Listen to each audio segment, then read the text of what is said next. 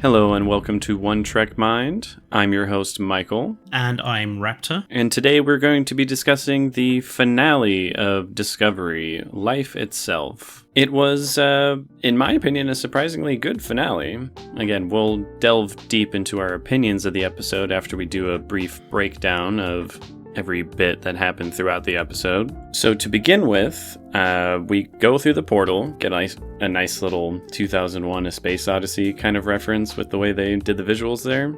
Sort of. Not entirely one for one, but that's the vibe I got. Michael is taken to a very strange environment that is filled with gateways to other planets. It has a very mirrors in mirrors kind of look to it, which I thought was pretty interesting. Her thing that's basically a tricorder.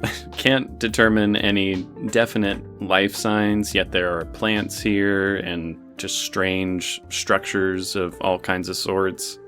Variable gravity, and immediately Michael falls into this storm planet essentially and gets into a fist fight with a Breen soldier. There was an interesting moment during this that I'll discuss at the end, a sort of criticism, but again, we'll come back to that. But ends up using the hurricane-like winds on the planet to get herself back up to the portal after dealing with the Breen, where she comes across Maul. It seems like there might be a fight to be had right here, but Maul's already fairly injured, so Michael gives her dermal regenerator, and they decide to work together. But back on Disco, we have Raynor headed for the portal. The entire area is really chopped up with debris from them venting all the ships and various tech out of the Dreadnought, and the fact that there are two black holes. The Dreadnought's not able to join the fight immediately, but they send out 40 fighters, so, tensions begin to rise as that battle is heating up. But then we do cut back to Saru, who is arguing that true diplomacy is the correct decision to be made with the Primarch. What is the name of that Primarch again?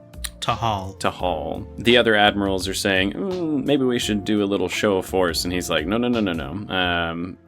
I can do this purely on a diplomatic sense. And Commander Nan ends up going with him, because they decide this is definitely going to essentially be a suicide mission, and she wants to help out her fellow crew, or former crew, on Discovery. But then back on the weird mirror portal place, I don't really know what to call it, the progenitor tech source, I don't know. Michael tries to make a run for it from Maul, and another fist fight ensues. This one is quite long. We start going from planet to planet through the portals, land on this very pink planet, then on a fire planet, which I swear is a reference to Final Frontier. I just have it put down here as Magenta World. Magenta World. I kind of like the pink planet. I was like, oh, it looks nice. But throughout this, we kind of keep cutting back and forth to this fist fight and Discovery taking a real beating from the 40 fighters that have been sent out, and they decide to sort of change tactics. Raynor says they're going to need to take out these fighters before they're able to get to this portal, so Book takes a shuttle with Culber. After a little bit of technobabble discussing how to reduce the radiation exposure, they head off. And finally, after this fist fight has gone on for what felt like quite a while, Michael does convince Maul that she will help Locke. She promises that she will. So they do actually start to work together. Or so you think. Discovery gets the idea to use this dangerous plasma field to intentionally ignite maneuver. it. Yeah, exactly. I was like, we have seen this before. They decide to intentionally ignite the plasma field to destroy all the fighters as they're passing through it as well. Was it Riker who did that in Insurrection? Yeah. He absorbed the Metreon gas from the Briar Patch and blew it into the faces of the sonar, okay. Which then became known as the Riker maneuver. I mean, it's a good maneuver. In this particular case, I was like, it's a smart plan. as soon as they said, like, oh, don't go near the plasma field, one spark and it'll go up. We were both thinking, okay, so we're going to do that. You're going to go near that. Yeah, you're going to do that. Michael figures out in the weird liminal space to look for the negative regions in between all these mirrors and spaces in between, which leads them to the actual progenitor tech on this, like, paradise-looking disc thing. There's a lot of places I don't accurately know how to describe. Thank God for the images behind us. Saru finally makes contact with Primarch. What was her name? Sorry, Tahal. Tahal. She was a very nothing character. I didn't really care. And he offers her a trade route, which he is promptly denied, but this does give him the information he was sort of after about her in this whole situation. Meanwhile, back on the paradise disc looking thing, they realize they have to build the one between the many out of these triangles, which seemed like a really simple puzzle to solve. Again, I'm not saying I solved it by looking at it, but for it to just be like little shapes that you have to put together seemed a little too simple to me. I would say it's kind of a sci-fi cliche, because there were various, if you think back to Stargate Atlantis, some of their puzzles were very simple things like, just put all these numbered blocks in a grid so every direction adds up to 9, for example, based on a Mensa test. Right. It does seem to be a bit of a cliche that you have a really simple puzzle to protect the device. But, I mean, it clearly works, because Mole completely fluffs it up the first time, thinking she knows how to solve it. Yes, she builds the one of many, not the one between the many, which Michael warns her is not the solution, and she knocks her out and does it anyway, because again, they may be working together, but only, like, sort of, kind of. And the portal begins to use the black hole as an energy source, which again, I don't know if scientifically that makes any sense. I suppose it could? Black holes evaporate. They release Hawking radiation. That was the big thing that Stephen Hawking eventually, or that was his theory, and it was eventually proven some years ago that they do release radiation, which, if you could harness it, you could then gain the energy from it. Black holes, again, in sci-fi, it's a bit of a sci-fi cliche. Stargate does it. Other Star Trek shows have done it, that black holes are an almost infinite source of energy for powering anything. Although, Michael at one point in the episode does even mention nothing in nature is truly infinite, which I like that little line, actually. She says that, but then later mentions, infinite diversity and infinite combinations, which seems to go against that. So it's just a phrase. Like, it's an incalculable amount of diversity and everything.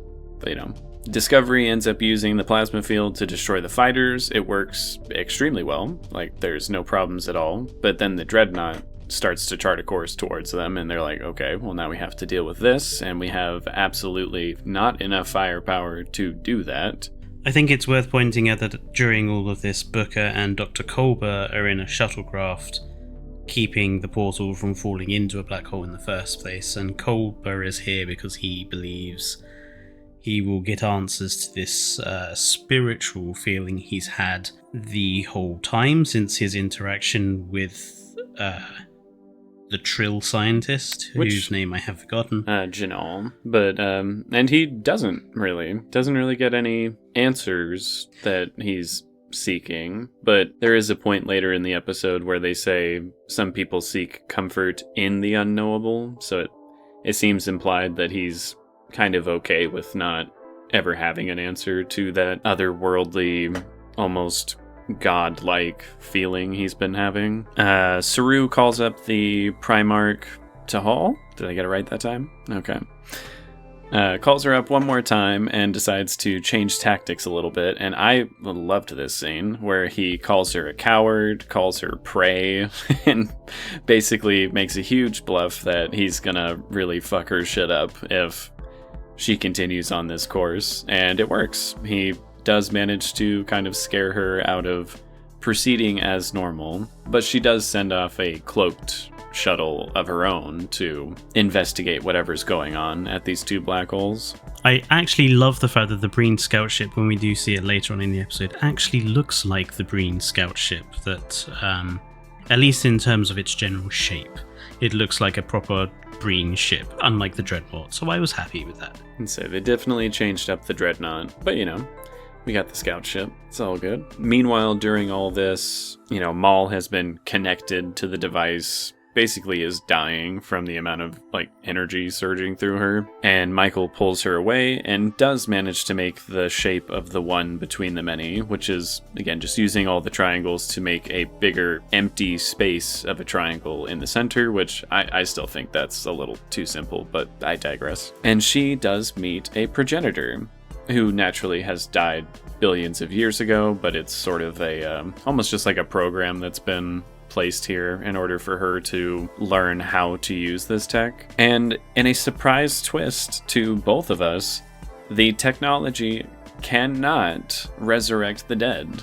It can recreate someone who looks exactly the same, but it can't return their memories or their feelings or who they actually were. So they cannot use this tech to bring Locke back to life. And again, or Qui-Gon for that matter. They cannot use it to resurrect something that has already gone, which I was very happy about. And then in another somewhat surprising twist, the progenitors reveal that they are not the original creators of life. They were also created, and likely the creators of themselves were created by something else. And it goes on and on and on to a point where we'll just never know where life actually began in the universe. I have mixed feelings on that twist, but again, we'll dive into that a little bit later. Discovery goes to intercept the Dreadnought and decides the only plan of action they have is to disable all safeties on their spore drive, essentially, use quantum entanglement between two different parts of the ship to teleport the Scout and the Dreadnought simultaneously to the galactic barrier, which I still think was almost a little cruel. They're like, oh, it'll take them, a couple decades to get back, but they'll be alive. You didn't have to teleport them that far away. Jesus.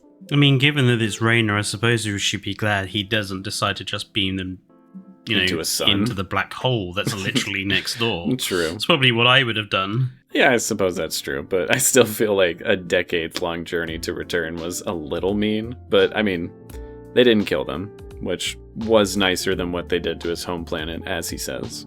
And then we do get to see a saucer separation, which I kind of freaked out about. I always love a good saucer separation, and I don't think we've seen that with Discovery, so I was pretty happy about that. And they successfully teleport the both of them simultaneously in probably the most visually good-looking moment of using the spore drive. I think the VFX on that particular moment were really, really good. And then back in the progenitor liminal space, Michael is basically told it is entirely up to you what we're going to do with this tech. It is your choice.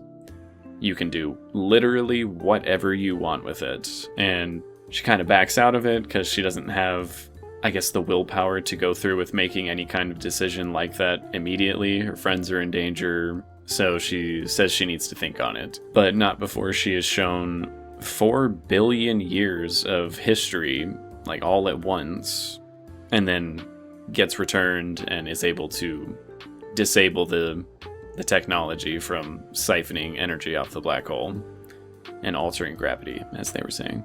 Basically, they win the day. Yes. And again, we'll come back to it again, but I would like to reiterate, 4 billion years of history. Every second of it, every part of the universe, she saw all of it. We'll come back to that, but that's a lot.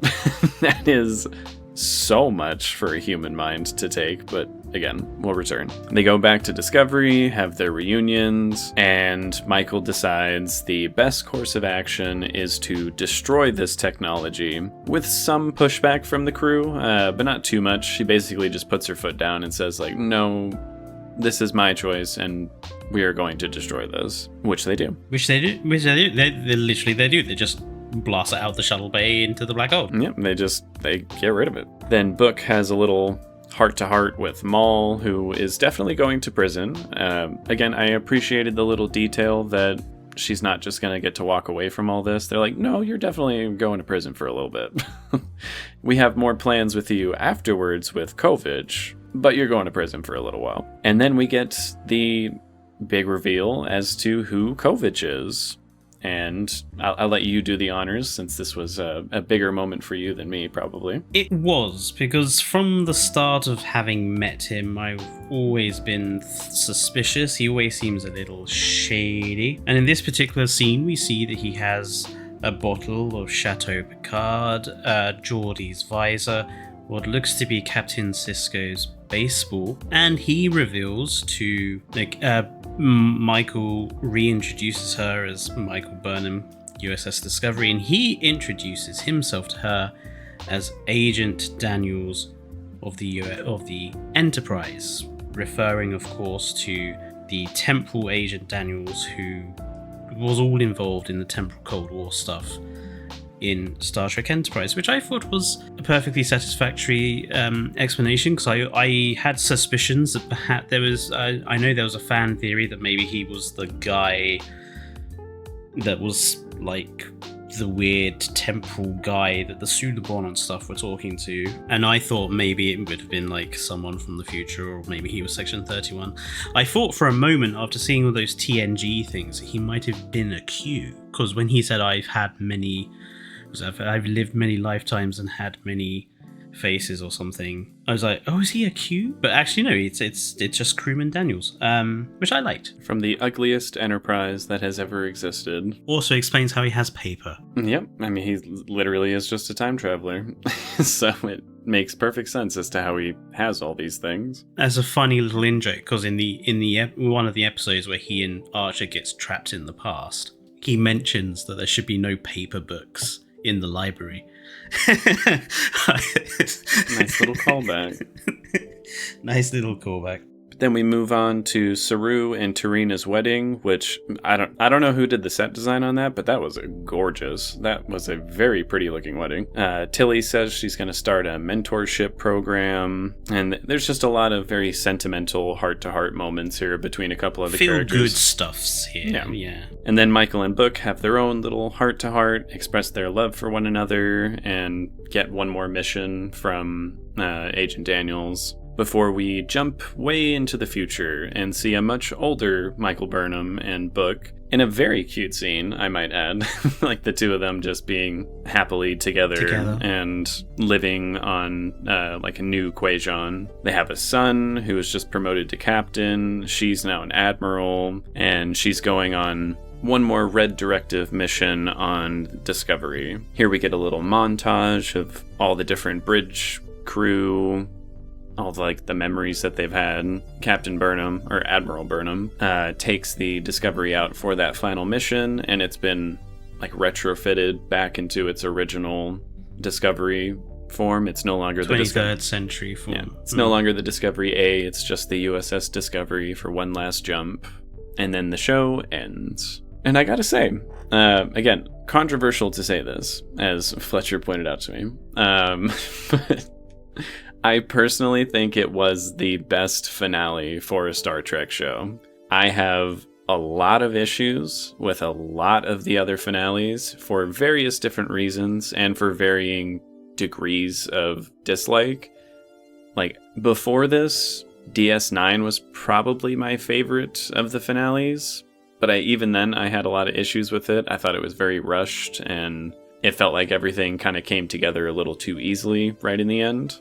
Which I suppose you could make the argument for a lot of stories in that regard. But this, to me, felt like the most definitive ending that a Star Trek series has had. TNG and DS9 are definitely runners-up. Like, I'd put them both in second place right after this. But this just felt like a genuine, heartfelt ending that did satisfy me fairly well. So for me, it's my favorite of the finales, which I never ever in a million years thought I would get out of Discovery of all of the shows, but here we are. I think it's my favorite. Not the show. Let me just make that clear. The show is definitely not my favorite Star Trek show. This is just my favorite of the finales of Star Trek shows. I agree that as finales go, I don't think this was a bad one. I'm reasonably happy with the general core of what the episode did. In terms of whether I think it's my favourite or not, definitely not. I do agree with you. It is the one that feels the most final out of all of them, which is good. But I do have some naturally I have some problems with this episode. I do think it dragged. It's an hour and a half long, which I initially thought this is good. It means we are going to have, a definitive amount of time, a longer amount of time to settle all of this, because I think we were both worried after the last episode that they're going to end up just rushing dropping it. the ball at the last, just rushing it. As much as they didn't rush things here, I feel like they dragged out the stuff that wasn't needing to be dragged out. I would agree. You said you had an issue with the first Breen fight on the Hurricane Planet. I'm curious what that was. It was just a production issue, because the moment the hurricane winds hit them and they're getting like lifted off their feet and they're holding on to the rock, you can see Michael Burnham's hair not moving at all, and I'm like, so where's the wind? Like, it just bothered me. I'm like, how'd you guys forget to do that? Like, put a fan on her or something. I didn't notice that. Yeah, like we have that punch up, which, okay, if you want a punch up to explain what happened to the Breen, fine. Yeah, I was fine with it. But then, we have to have another punch up with Mole later. And that actually annoyed me, because Burnham talks to Mole and talks her down, and they agree to work together, and then a few minutes later, Burnham decides to try to make a run for it and kind of go against the work together thing that she helped formulate, thus causing a punch up that seems to go on and on and on. I mean, I see her reasons for it, because she's sitting there trying to explain to Maul, like, you cannot give this technology to the Breen. You just absolutely 100% cannot do that. And Maul is adamant, saying, like, no, I'm going to, because they'll actually give me what I want. The Federation probably won't. Which is why she kicks out her legs and tries to make a run for it. But I do agree that the punch up is just too long. It lasts too long. At this point, they hadn't even found the bloody thing yet. They were still looking. They were still completely baffled. So it just seems like a really stupid time to do that. Like, once you discover the technology and it, and it's clear Mole is not gonna not hand it to the Breen, then yeah, have your punch up. But having it a few minutes after literally talking the other person down just seems like a really bizarre time to do it. I would and also and agree. then this fight scene seems to go on for a long time, and we pass through the Magenta Planet. The Magenta Planet, actually, I do wonder if that was a reference to that planet at the beginning of Star Trek Into Darkness, with all the red trees. I wondered the same, but since it is so very pink, I don't think... Maybe it's a reference to it, but I mean, the planet in Into Darkness was very, very red, and this was very pink, so I don't think it was the same planet, but maybe a reference to it. I still think the Fire Planet after that was definitely a reference to Final Frontier, where they meet the entity that was calling itself God. Maybe not as well, but I really think that's what that was. The other thing I would say, the fact that they do decide to give up the technology and to just destroy it, I feel is a kind of predictable ending for that technology. As much as we probably assumed from the start of the first episode it was going to go that way, because that is the cliche of this sort of... When you have an all-powerful MacGuffin like this, the storytelling cliche is always that you either lose it or accidentally or deliberately destroy it. That's just always what happens. No one ever gets the MacGuffin, uses it, and then gets rid of it. It's just, we'll destroy it straight away because nobody can be trusted. I mean, again, I think it's cliche, but I think it's cliche for a reason, because that, at least in my opinion, is absolutely the right choice. To have something that could play God to such a degree is just a bad idea for anyone to really play with.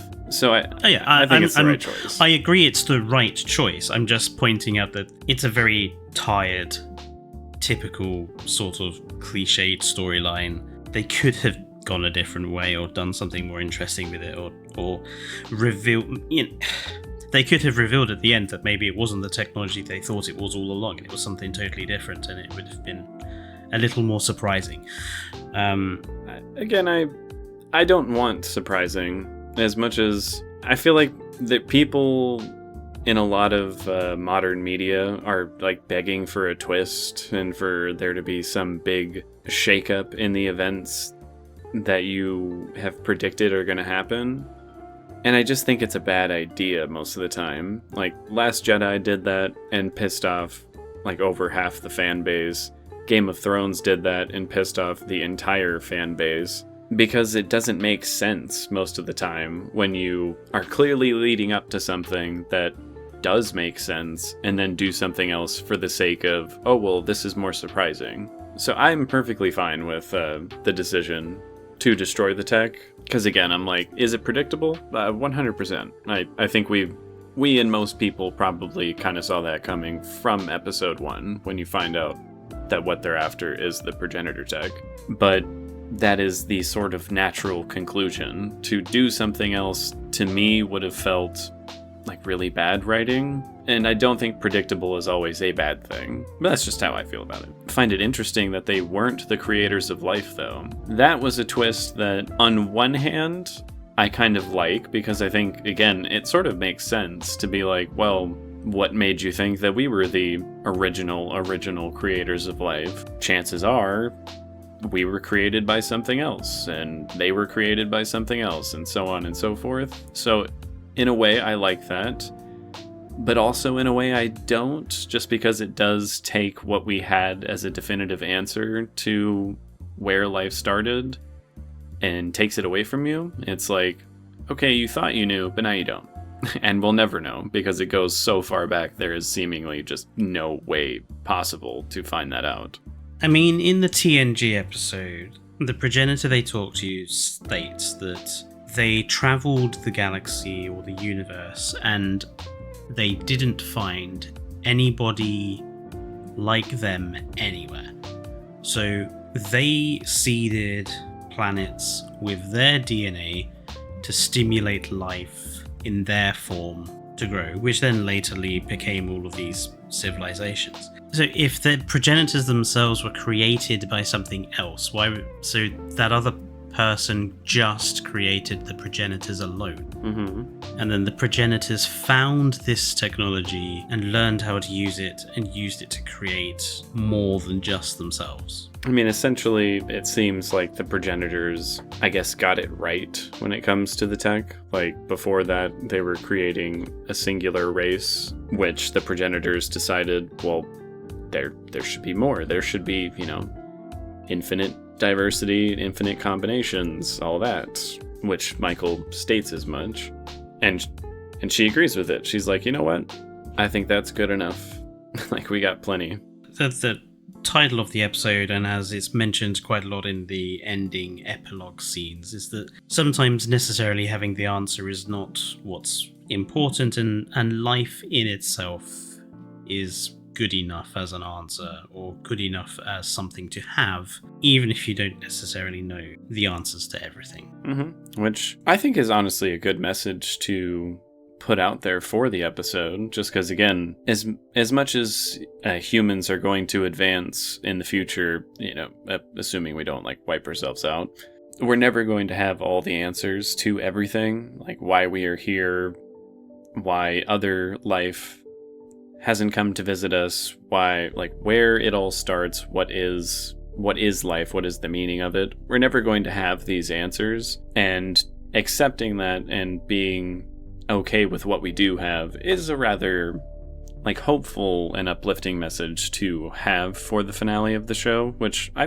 thought I liked it. Again, I'm just a little conflicted on the twist of, they're not the original creators of all life. They found this technology and were created by something else, who were created by something else, and so on and so forth. I also agree with you about the ending epilogue having the same problem as Lord of the Rings, and that it seems like there's so many endings. Yeah, you're just and credits? Nope.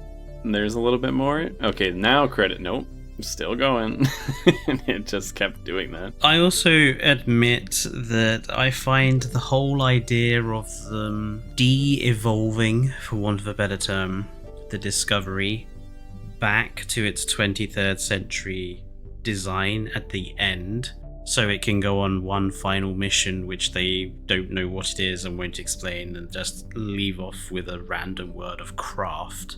I just thought it was a bit of a gimmick. For 3 seasons now we've seen Discovery in her 32nd century design, and I honestly thought that the whole thing that they were doing at the end was that they were going to decommission the Discovery and put her in a museum, as she was. I thought they were retrofitting it to be the Discovery B, but they did neither of those. Just putting it back to the way it was. The show has certainly been, I feel, better since it came to the 32nd century. To revert it back to how it was in season 1 and 2, undoubtedly much more controversial, and I would argue more poorly written seasons. 100%. At the end of the Enterprise, the original series films, the Enterprise did not get turned back into its old Constitution self to be decommissioned. All of those starships in the Starfleet Museum we saw in Picard, they were just decommissioned and put in a museum. So I don't get the point of this weird ending thing, unless it's supposed to be something they're going to do in the Academy show or something. It seems a bit weird to have this random word of craft. I don't think the Academy show is going to be taking place after this final scene of Discovery. I'm almost sure it will be the in-between years that we didn't see.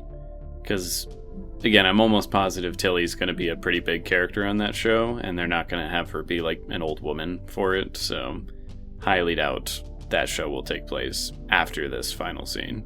I was fine with them reverting it back just because I think the old Discovery looked a lot better. I don't like how they altered it for the 32nd century tech. So again, I was kind of okay with it, but I do agree it's kind of weird. There doesn't seem like there's a good reason for it other than the audience getting to see how it looked at the start just one last time. But again, it's not like a moment that really pulled me out of it or made me hate it or anything. I was just kind of like, that's a little odd, but okay. I don't really have any serious complaints about the episode. Minor niggles. Does it wrap up the season-long arc satisfactorily? Yes. Yeah. Does it wrap up the show satisfactorily? For the most part, I would say yes. In as much as a clearly reshooted episode can. There were some very obvious, I think, reshoots throughout, or at least I think the ending, pretty much. All of the ending. I'm pretty sure the only thing that was really reshot was the ending, and I guess that's not even a reshoot, that's just an additional shoot, because I'm sure they had a separate ending that kind of hinted at what a next season might be, but instead they were like, okay, scrap that last scene and let's do a whole, 20-30 minute long epilogue ending, because this is now the end. I assume the episode was originally supposed to end after the wedding. Probably. I assume that was the original ending of that episode, and everything we got afterwards was attached.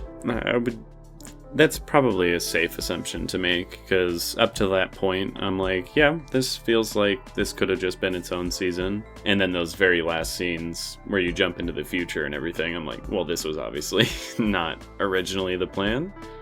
There's no reason to have had any of these scenes unless you knew this was the very, very ending of it. But yeah, overall, I liked this episode, at least decently. I thought it was a pretty satisfactory ending. And overall, this final season, I would say, was pretty satisfactory. By far my favorite season of the entire show, which, again, it's exactly what I asked for when we made our video of what we want out of the final season, to end on a high note, or at least a higher note than it has come before. And I got my answers about Dr. Kovic, which is one of the big things I asked for in that video we did. Obviously, we'll have to do another video summing up our thoughts about the run as a whole, I think. Yeah, we'll definitely do a video talking about the entirety of the show, which, again, if we're talking the entirety of Discovery, my overall opinion is still fairly low. A strong final season doesn't negate the very bad first 2 seasons and somewhat lackluster 3rd and 4th seasons. But as a season on its own, I'm pretty happy with season 5. It was actually pretty good. Yeah. Definitely my favorite of the 5. But yes, unfortunately, it doesn't negate everything that's come before. There are some of the hyper fans with Discovery being like, oh, it's like DS9, you just need to give it a couple of decades and people will be absolutely loving Discovery and they'll rank it really highly, just like what happened with Deep Space Nine. I think they still could in some regards. They could, maybe, but I think Discovery will forever be a sort of Marmite Star Trek. You either like it or you don't. It's always going to be the Marmite of Star Trek, I think. I think that's probably fairly true. In some cases, rather unfairly, and in many cases, very fairly as well. So, take it or leave it. But I think that is about it from us. Please leave a like, comment, subscribe if you want to support the channel, see more videos from us in the future. And that is about it from me. And it's goodbye from me.